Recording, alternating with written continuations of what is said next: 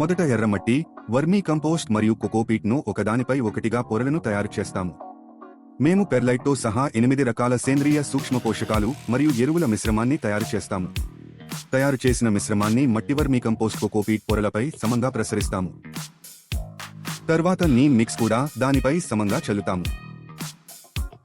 ఇప్పుడు అన్నింటినీ జాగ్రత్తగా కలుపుతాము.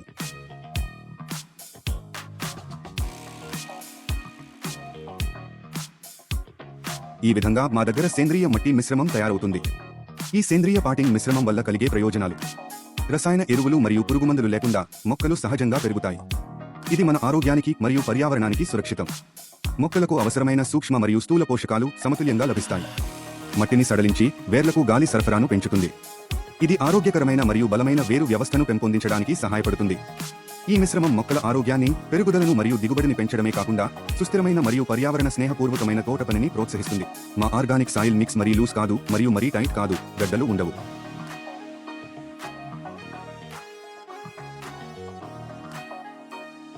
మా ఆర్గానిక్ సాయిల్ మిక్స్ వల్ల మొక్కలు చక్కగా పెరుగుతాయి.